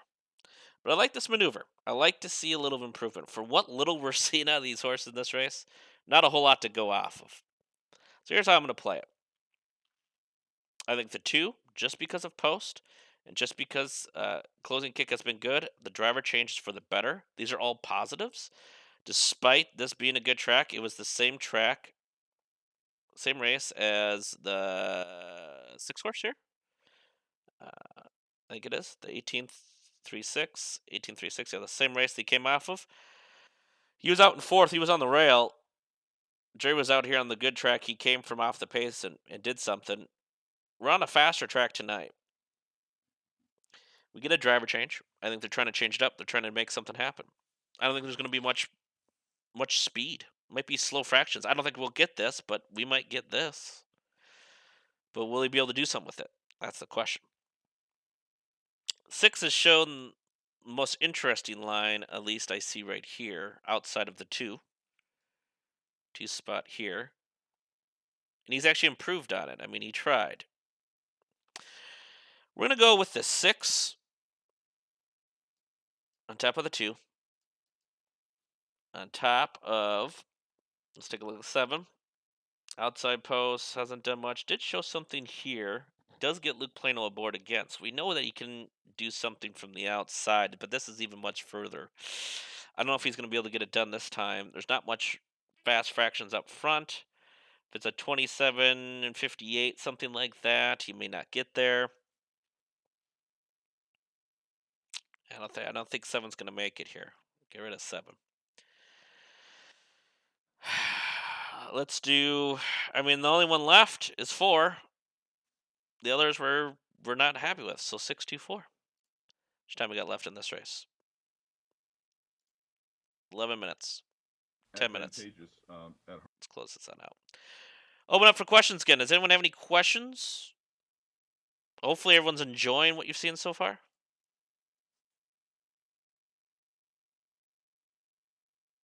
Any questions, feel free to shout out, chat, YouTube, Twitter, whatever you want.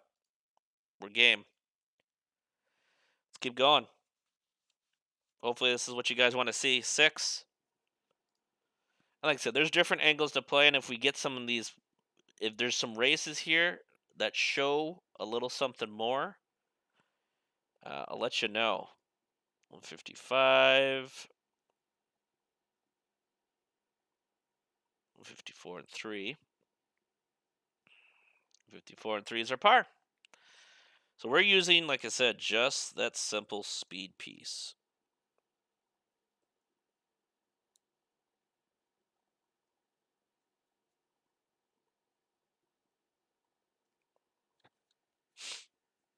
$155 and 3. Let's out of the cups. Let's see. Here. And let's add that one. There we go. So we only got, we're eliminating the field here. Claiming price 4,000. So the claimer's 4,000. Let's take a look. Number 1, Becky's Dreamboat. Dean McGee aboard. Drives, same driver. Okay, nothing right now about. 5K plus non-winners of 1,500. From the claim piece here, class rating is a 70. This was a little bit better. These were both 5K claimers and non-winners of 1,500. That's what this means. 70. Showed a little something. I like this. Parked on the outside. Kind of made a move because he was way off the pace at the beginning. Kind of hung around. That's not bad. Second race, kind of hung around there. Showed a little something down the stretch. You could tell because the 27 and 2. Fractions were fine, so actually showed improvement here. I like that. That's good. Mark that. Let's go to Best Dream Seeker. Jerry Longo on board with Richard Bertrand training. 4,000 claimers. Same type of level we got here today. Just kind of hung around. Nothing special. Kind of hangs around. Showed some pace. But that was with Luke Plano aboard. We have a new driver, Jerry, in. Draws a 2-hole, which is good. So, if something could be mimicked to this level, might not be too bad. Even in the 155, 5,000 claimers, that was a level up. He dropped. He didn't show much in there. It's an F. Don't need the 3. 4, 5,000 claimers. So, 2 back, he was at this level, he won. He won twice actually at this level. One was claiming handicap, one was just straight claimers. Went up to 5,000. Didn't do anything. Said nope, not gonna happen. Nathan Sobey still aboard. Drops back down to a class where he's won. Shows late speed, kind of pace, late speed. I'm gonna go put a closer on that one here. Shows some solid kick too. He'll be a contender. Great, Lucky Ivan, get out of dodge. Oh yeah, number 6, Luke Plano on board. Owns trains. Trains, drives, but does not own. Drundle gets a little post position relief, but you notice he shows late kick. He's driving towards the end. That's impressive. He has won at this level by 2.25 lengths against similar company that we got here today. I like that. Decent closing kick. I like that. Driver stays aboard. I like that. Stays again at this level. I like that. Gets a little bit of post position relief. It's another closer. You could do a pack or a closer. 7 a baby. Steve Wiseman, $4,000 claimers. Loves the claimers. Been hanging around for claim. Constantly gets in the money, but he's not on this board. You think he would? This is where you would want to look at potentially other horses that might make it here. The post position draw is not that great, but he has consistently done it. But we're not going to go by that. We're going to go purely by the timepieces. So this is where you also want to look on the outside and might see things similar. You might want to look outside of the realm of your handicapping style and see what's out there, because there's very possible, and it happens every time. Not every time, well, many times. Horses that do not reach your criteria might sneak in there. Stupider things happen. A horse could fart and could lose the race. A horse could break stride. Horse could crash into other horses. I mean, stranger things happen. But we're going to go with what we have. Otherwise, I would consider potentially. We're crossing them out. Right out of the gate, what I like the most is I like winners. What I've seen here, there's a little bit of a trend. We've seen horses that have won at this level back at this level, the 4 and the 6 specifically. Can the other horses do better? This horse, 4, has won 2 at this level, a similar level, claiming handicap in this. Claiming handicap, typically, best horses get drawn on the outside. He was drawn on the outside. Claimers, he just has been sitting on the outside. So, I'm going to narrow my criteria down. Now we're going to work with horses that have won. We always want to look for a price and look at potential, but let's see what's going to happen. We have a pace, we have a closer, pacer. Where's their early speed? Who's going to be out front? Well, let's take a look at the 2 or the 1. Could maybe show something. Doesn't really like to get out in front. Has had the 1 hole before. Not a whole lot, right? You could mark them as a P as well. 2 likes to hang out in front. Wants that pocket ride. I'm not seeing any early speed. 4, not seeing any early speed. 6, not seeing any speed until the second hole. Who's going to be out in front? I think it's going to be. I would say the 2 will be out in front. I think that the 1 will be behind. I think he'll go 2, 1. And I'm just talking about order. This is just the order of where they're going to be at the first quarter pole. Could be a couple horses. I think 4 and 6 are going to be. They'll be coming up second over. They'll be later down the stretch. 4 and 6 down there. That's the order. I like to just see it, and this is how you visualize. You're visualizing the race and how it works. And I think what's going to happen. So 4 is going to take up on the lead. Actually, I'm sorry. The 6 could take up on the lead. The 6 is going to be the one to catch. So who can catch the 6? I think the 6 will make that second quarter move very similar to back, and will be driving. And I mean driving as in driving hard down the stretch. Who's going to catch him? 4's got closing kick to do it. 2, maybe. 2 might be able to begin there for a bomber piece. 1, maybe. You could. Depends on how close he stays to the pace. I think what's going to happen We're just looking at, if you want to look at speed ratings, we can play that game. 71. There's one there. 73. 72. I don't really look at speed ratings that much, to be perfectly honest with you. I look at fractions. Fractions tell the tale. I don't know if the 6 is going to lose. I like the 6 a lot here. I think it's going to be 6. I think Jerry Longo, he tries substantially. I've seen him crack that whip and done things he probably shouldn't to horses. He's a trier. He will beat the horse, unfortunately, to get it to win. We got 1 minute to post in race 4 here. We'll watch that one live that we handicap past. I think it's going to be 6. I think the 2 could be here too. 2 could be a sneaky play inside. The only thing against the 2 is he has not won at this level. I think it's going to be 6-4-2. Why not the 1? I think the 1 could be there. I mean, the 1 certainly could be there. I mean, you could swap it on out, but I think that just based off of what we've seen before, 1 could be right up there. He might get a great pocket ride. He could be. 1 could potentially be in there too. You could put the 1 where the 2 spot is.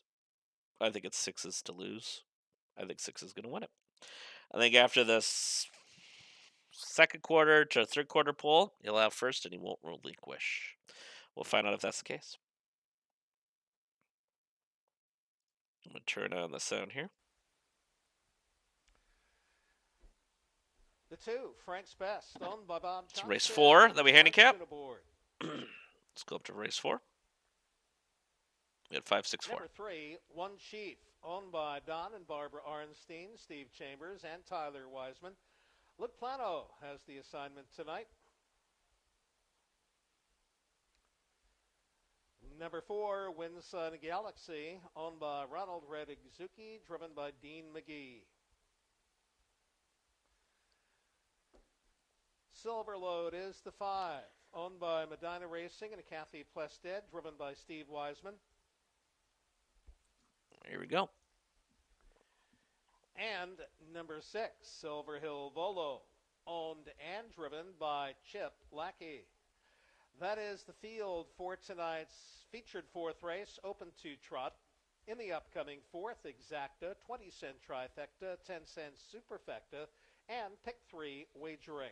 And once again, post times in less than a minute. So wager now. Less than a minute. They'll be at the stage So, shortly. just letting everyone know, odds 1 at 21-1, 2 16-1, 3 6-1, 4 12-1, 5. Our top choice is unfortunately the favorite, 3-5, 6 9-5.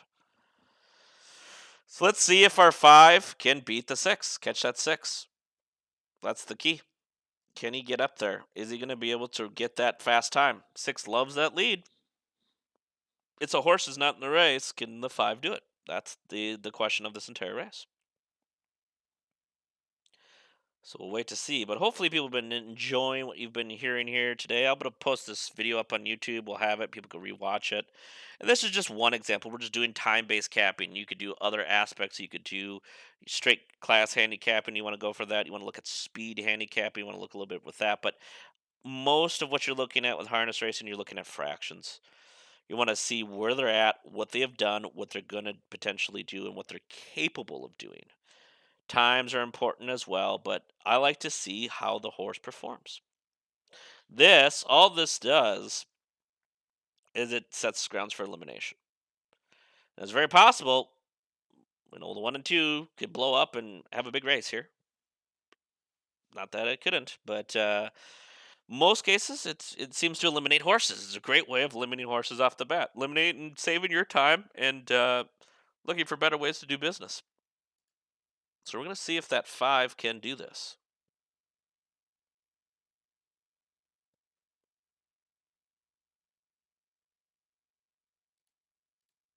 If you have any questions, feel free to reach out and chat in Reddit chat. You could also hit me up on Twitter at Mr. Trifecta, all one word. Be happy to answer any harness questions, thoughts on things, how to do some stuff. This is how, when I look through cards, I look at aspects like this, and this is how I handicap. I look at the different times, different pieces. Like I said, these horses are pretty consistent. I mean, you could tell by these past performances, especially when they're racing against similar company. I mean, he's consistently gotten second, second, second, second, first, seconds, first, and against similar horses. So harness, you can be a consistent winner by maintaining viewership at a track. Now, some of the bigger tracks like at Yonkers and Meadowlands are going to have more shippers and things like that, and that adds a And little now bit the of a different starter flavor, calls for right? the fourth race trotters. Hawthorne, for example, is a 1 mile track, but Running Aces is a 5 ace. That's how you could tell the different track sizes. And they race a little bit different. 5 ace doesn't have as nearly long of a stretch. Half mile, like the Yonkers, has a very short stretch, and it's first. It literally its gate almost nearly exits on a turn.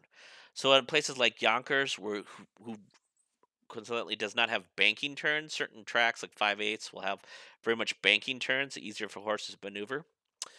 Those tracks without banking turns, they take sharp corners, and you're gonna want to be on the rail as fast as you can, because on tracks like that, Yonkers, they don't have banking corners. I mean, if unless you're up close towards the front of the pace, it's hard. It's hard to win because if you come from the back, it's just the stretch isn't very long to make that late kick because you're coming right off a corner.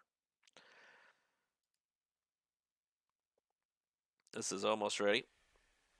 And the two, Frank's Best was in the paddock briefly for some ear plugs, back on the track and heading towards the gate as the starter has called for the open trotters Here we go. in tonight's fourth race. See what we get. Well, you're welcome to take these picks. The next ones, bet them, but try this on your own. And if you have questions, reach out. It's something I enjoy. Harness, I think, is fun to handicap. Obviously, you can get bigger fields than this. There's a 9 horse field here. Things happen are different when it comes to the longer the tracks or uh, the more entries into a race. Certain members, like the 9 horse, I'm trying to remember off the top of my head, a Cal, if they're on what's called second tier. So how the horses follow the gate, right? Well, depending on how wide the track is, certain horses on certain tracks, like 9 horse, for example, might be on second tier, which starts behind the 1 horse. So while you may think a horse who has a higher post number is going to be on the far outside, he may in fact be right behind the 1 horse, and that can change things how you handicap. Then it's not really at that bad of a post because he's right behind the 1, and assuming the 1 has speed, he could have a really nice pocket position without having to do anything. So they're still waiting. The car's standing, waiting for the horses to get there here. So still waiting for this piece to go through.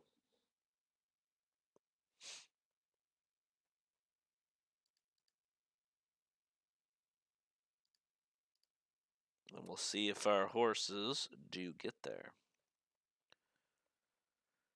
Hope you've enjoyed it so far. I don't think there's anything in chat. Nope, I don't see anything in chat. YouTube chat. If you have any questions, YouTube chat, welcome to hit it too.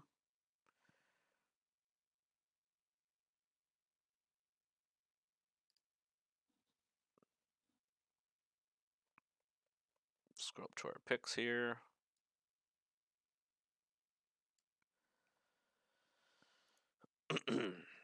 Let's see what they're approaching the gate here.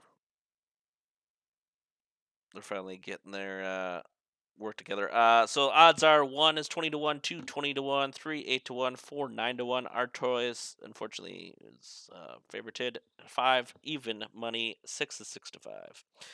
Gias will the 6. 6 will get to the front Ready to here. go in tonight's featured fourth race, open to trot, field of 6 open trotters. 5 will. Moving in behind the gate, and the gate moves in. Can the 5 catch him? Co-favorites outside, just Get that like they were in the pocket morning spot line. or catch him down the stretch? The way they are on the betting board, except Silverload is the odds-on choice right now over the Five's morning line favorited. favorite, Silver Hill Volo. So 6 will get out to the front here. Apart, though, 2 leading contenders here in the fourth race open to trot. Here they come. Here we go. And they're off. 3 levers across 6 the is track. gunning it. Silver Hill Volo is there between horses, Winsun Galaxy, and from the inside, Frank's Best, showing some early trot as well. Between horses right there, and looking to settle in, One Chief up on the outside. goes Ooh. Silverload and the early trailer 6 is now Indio taking the lead. Azteca. 5 is right behind him on On the the outside. first turn, heading toward the quarter-mile marker, and Chip Lackey putting Silver Hill 5 is Volo parked on the on the outside. This lead. is not good for the Back to 5. second, Windsud Galaxy, and now caught out there first over. It's the mare Silverload, Yep. opening quarter a good 28 and 3. They 23. trot on to the backstretch, and there goes Silverload on the outside for Steve Wiseman. It's And they about have typical. It's actually cleared. slow for this. Silver 2/5 Hill slower. Volo doesn't put up a 5 fight is up and top. is now back Interesting second enough. and racing with cover. Next in line, 6 is third, not used to this. Windsud Galaxy. Frank's Best looks at it from fourth. Then it's One Chief and still trailing Indio Azteca.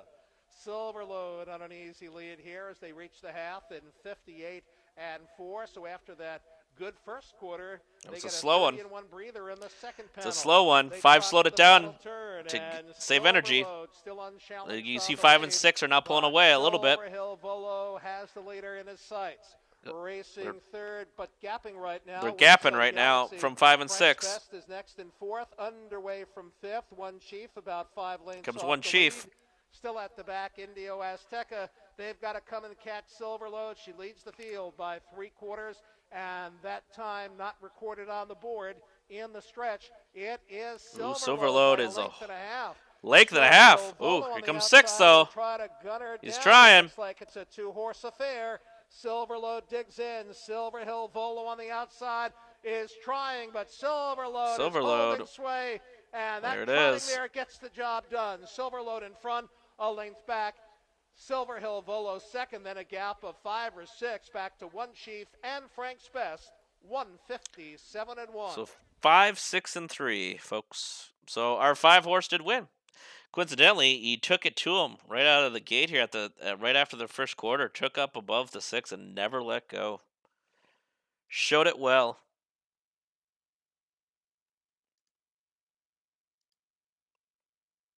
So all sorts of good stuff here.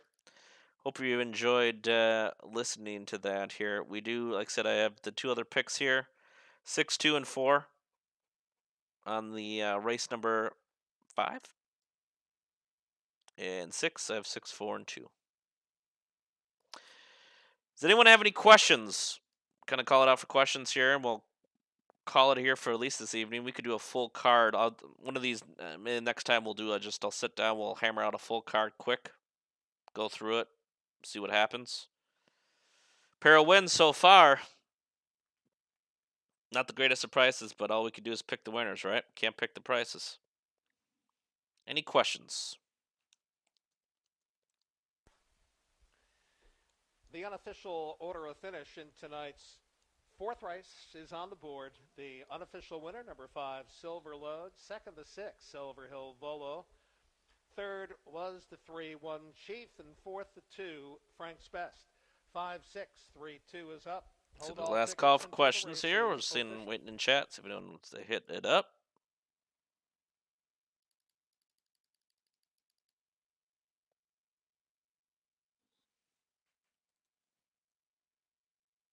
None right now? Okay, that sounds good. All right, folks. Well, I appreciate everyone stopping on by. I hope you enjoyed it. This is a solid almost 2 hours of delight here. I love harness racing, so you can ask me any questions anytime you want up on Discord. You could also reach out to me on Twitter. Direct message me, hit me up on Reddit. I'm Mr. Trifecta Wins. That's my Reddit name. PM me there, whatever you like. Maybe we'll do another video. We'll keep on going if people like it. People want to learn more, and we'll do some more harness racing. So, um, hopefully everyone had a good time, and appreciate everyone. Thanks for stopping on out. You guys have a great night. We'll see you folks later.